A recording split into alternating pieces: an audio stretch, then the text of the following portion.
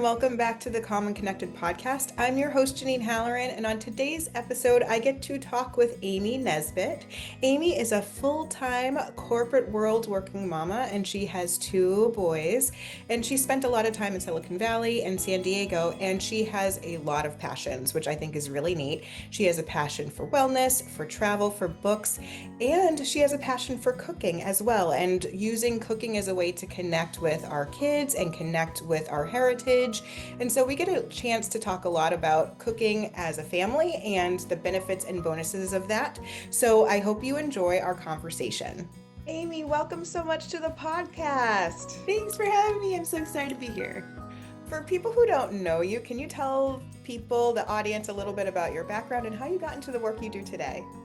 Sure, I will try to be as short as possible, but it's kind of in multi-stepped. So, in my day job, normally you'd find me in the corporate world. I'm a full-time working mom.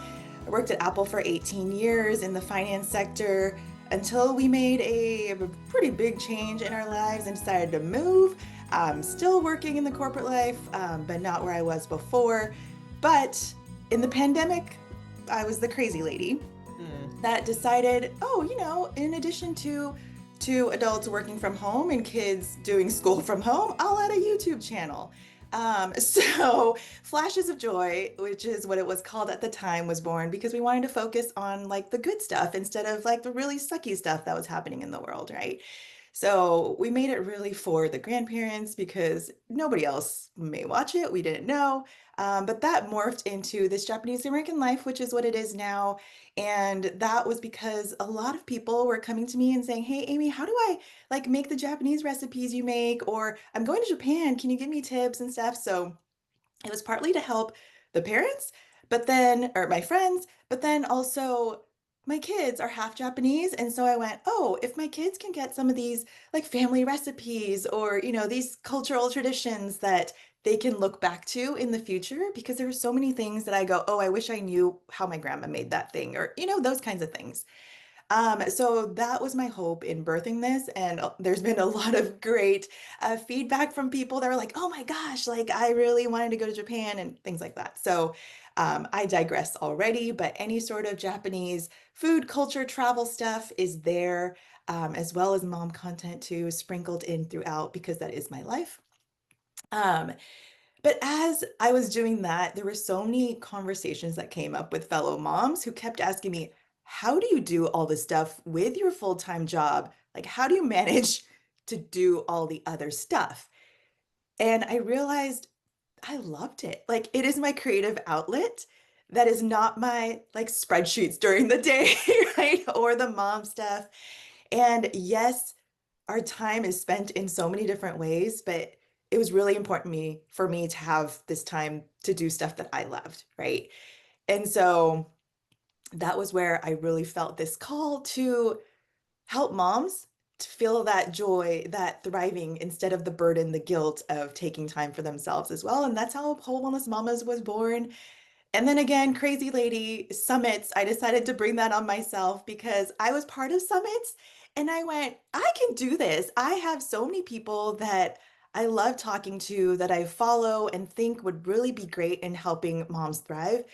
And so I just decided to do my own summit, and I'm doing the third one later this year. So, yeah, I'm just that crazy lady that says, why not? Then started a YouTube video for books because, like I said, I just need to focus myself more, but I love these things and I love talking to people and I love sharing the ways in which I can encourage moms in any way that I can to thrive. So I love your story though, because you know what it is? It sounds like you followed your passion and finding ways to spark your own joy and creativity through all of the nonsense that was COVID and continues to be. Because as moms who are working or have things that we are trying to do, you're trying to balance like generational stuff, like you're trying to take care of parents, you're trying to take care of kids. It totally makes sense to be aware of what is working for you to be able to share that with other people. I think that's really cool. And your story is so interesting because, it's fascinating to think about the what you want your kids to know too, especially Mhm. like to understand their own background and culture. And I was so my kids are biracial too. We're they're half black, half white. And so it's very interesting to like know and understand the different parts of where they come from, the different foods that they are exposed to. Thanksgiving is very different when we cook from what my family does versus what my husband's family does. And so like just understand and the driving force a lot of that time is food. It's like we Mhm. talk about food so much. We cook, we bake, and I love doing that with my children. So Me I think it's just too. Me really too. interesting. Yeah. No, I love it. I feel I keep saying like food is magic, and there's so much that can happen. Um, I just love having the kids in the kitchen with me, and I love that they enjoy that now too, because I know my husband did not grow up with that. No knock on my mother-in-law. She comes and helps us, and she's fantastic, but she does not like cooking, right? She does it because she has to, and the kids did not grow up in that. And so to have my kids enjoy it, and they absolutely have better knife skills than my husband, like all this stuff, right? To be able to give that to them too, is a joy for me. I love that you like really started it. So it's so special to have kids in the kitchen with you. So what is it about that you think that makes it so unique and different and just like a great way to bond? Yeah, I think it's multifold. So for me, I think food and cooking might be in my DNA. Like my mom, her love language is food, I think. My grandma, right? So I think it's partly in my DNA. So maybe it's passed on a little bit too. But especially as busy moms, right? I love combining things if we can. So if I can get quality time in the kitchen with them, because I love cooking and I feel like I don't get as much time to do that as I would like to without the stress, right, of getting it on the table real fast and things like that. So to be able to share that with them and to enjoy that time together is really special to me. And the fact that they are associating positive memories with the kitchen and they can carry that with them in their life and they're acquiring the skills, right? I think those are all really positive things for me to have as a parent. Plus, like we said, it's part of their heritage. So if I can share some of the Japanese recipes, because I do cook a lot of Japanese food at home. And so if I can get to share that with the kids and they like Japanese food and they can pass that on someday in their lives to friends, family, whomever, that is a huge blessing to me as well. Oh, I love that. I think that's so neat that it's a great way to connect with the older generation and understand their heritage to be able to say, I do make these Japanese dishes. I am part Japanese, and so this is part of my heritage and culture. And aren't they tasty? Aren't they delicious? And it's something to share with our friends, right? I remember a friend came over, it was New Year's, and there's like these fish that we create for every New Year's. And she was like, oh my gosh, it has eyes. Like, am I Oh, eating the eyes? So some people might be really weirded out by it, but it's also this experience to share with our friends too, right? And I think that is a beautiful thing about bringing people into our homes or going to their homes and learning about their cultures as well. And I would love for my kids to be open to all cultures and learning and being open to people in general. So, yeah. I think food is one of those things that's in some ways, it can be like a very easy way to start to explore some cultures different from your own, Mhm. right? Like it's very easy to like go and try different seasonings and try different dishes and really get an understanding. I'm an adventurous eater. Like I Me will eat too. almost anything. Like I have eaten some really strange things, and that's cool with me. But I love that, right? Because I have that experience, whether I liked it or not, right? Like maybe that wasn't the coolest. Like brains are not my favorite. It's cool. Like Same, same. but I've tried it, so I can be like, yeah, no, I don't like that. Yeah. So but like I really love watching shows and like getting inspiration to then make something, right? So I'm like super into K-dramas right now. So I'm like all Korean food. I'm all about it all the time right now. So And good. so good. But then also I go through phases where I'm like, ooh, I really want to like I need to try some Jamaican food. I really need to go and get some tacos. Like I just love to explore food and culture And I love that you can actually like then be able to feel a little bit more comfortable and open talking about the differences and being able to connect with other people. Yeah, I remember. So my friend, one of my work besties at my last job, her mom would come over periodically from India. And so finally I went, oh my gosh, I need to learn your chai recipe. Like Yes. it's so good. Can you teach me? And she went, it's so easy. Like this is just a part of normal everyday life for them. I made a Yeah. YouTube short and it's been so popular because people like it's just it's a simple recipe. It's a family recipe, but these are all the things where I went, oh my gosh, like now with the internet, we can help other people with this too, right? And we can share culture and we can open that up a little bit more. I think I love it. And I'd love to talk a little bit more about the intergenerational connections that happen when it comes to food and cooking. Yeah. So I also love food in the sense that it's like hospitality. I feel like it's a thing in us, right? Of wanting to make things for others and serve others and commune with others. And the table, there's the reason why we call it like breaking bread or like, sharing meals with people is so bonding and helpful and fantastic. And so to be able to do that, whether it's our own family, because like I said, my mom's food or her love language is food. So every time she comes to help us or visits us, she like packs our freezer with things, right? Or she asks the kids, "Oh, what do you guys want to eat?" And it warms my heart when a lot of the things they request is the Japanese food that they love. And they're things that I love too, right, from my childhood. And so for them to be able to experience that from my mom, and we've gone to Japan a few times with them. And so they've been able to experience that in like my motherland, or I mean I was born here, but my Yeah, my I get you. cultural motherland, or with my aunts and my grandparents aren't here anymore, but to be able to have them experience that and learn that from other people. And then when I see like my mom teaching my kids how to make things, I'm like, oh, okay, they have these moments, and I love the bonding that goes on there. And I was saying this with the chai as well, right? But I also remember my childhood best friend. Her mom made the best homemade tortillas.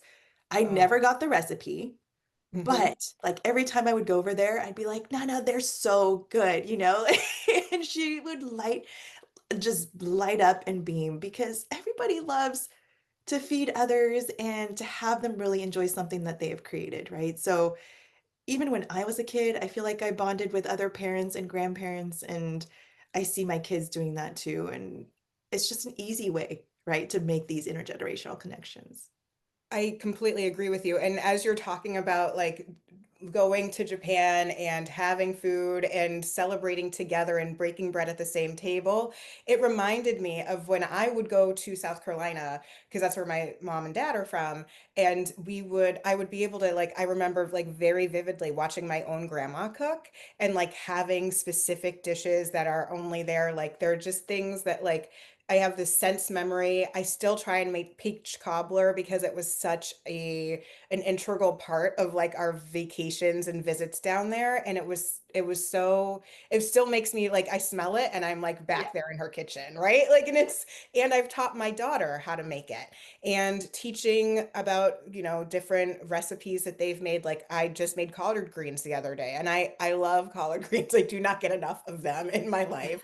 But it's those things, it's the sense memory and the connection to the previous generations that I feel like can still continue. Like I feel like my grandma is still living through the recipes that I now know and can Yeah. pass on to my children.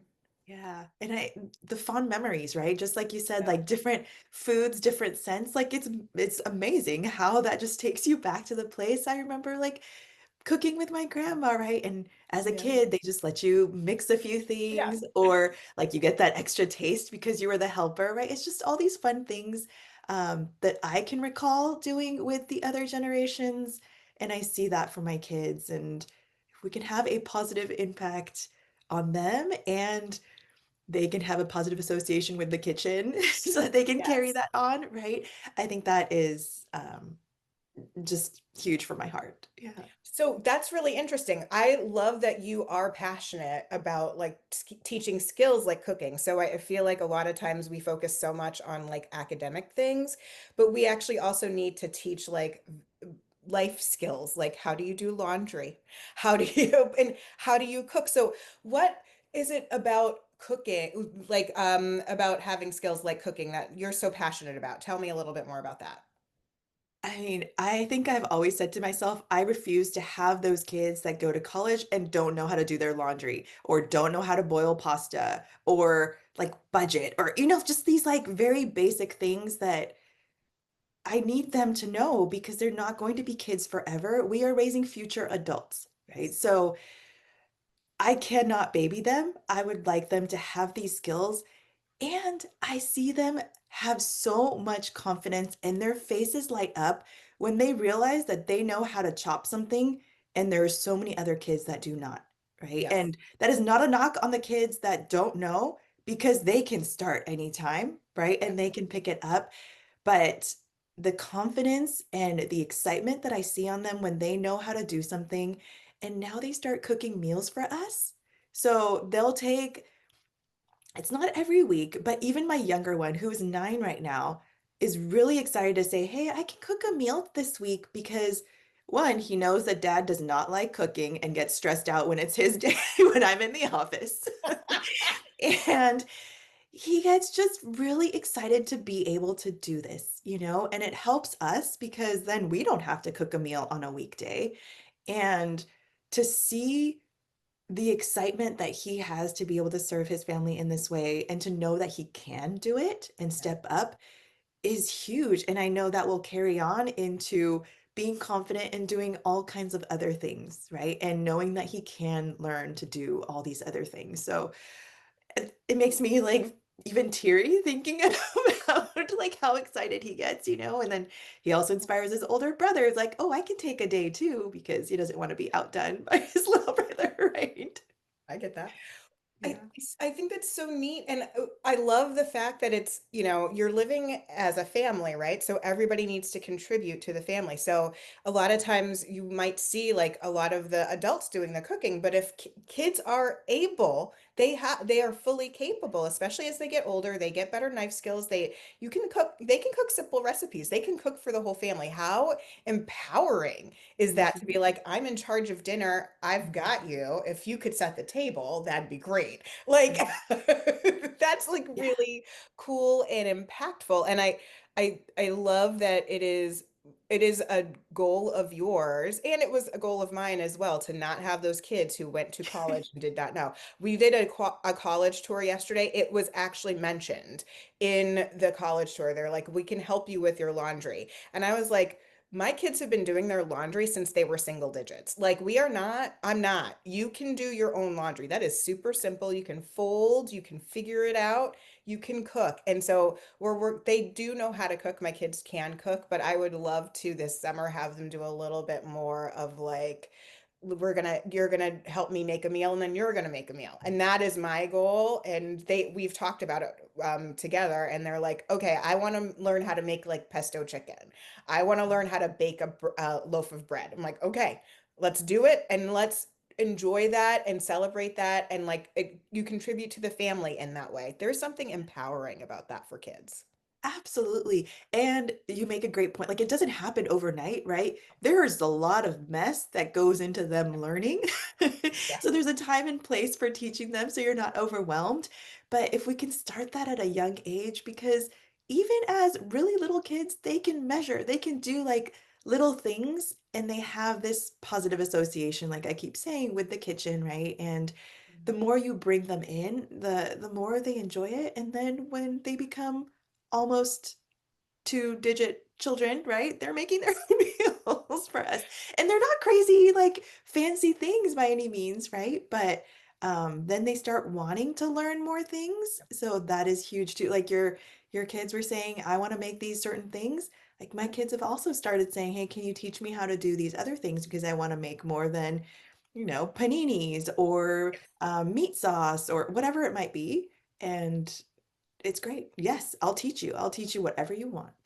Well, and it's really fun because now I've got I've gotten to the age, and I've seen this on Instagram Reels, like I've gotten to the age where I have like a teenage daughter who like just makes sweet treats randomly. So I'll just wake up and there's like a cake. Like she made a depression cake the other day and I was like, this is delicious. She cleaned up everything. I didn't have to do anything. Like she's like, I'm just gonna do this. And I like, and she actually, like, no lie, brought the cake to me in bed. And I was like, I might be in heaven.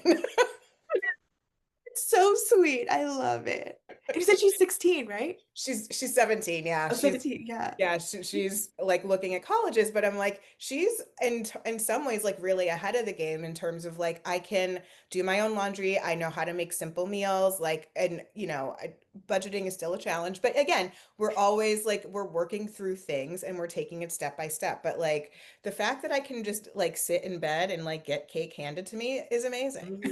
Hmm. Hmm. Take those wins, friend. I know. I will take those wins. It is so fun to talk with you. If people want to know more about Whole Wellness Mama, where should they go?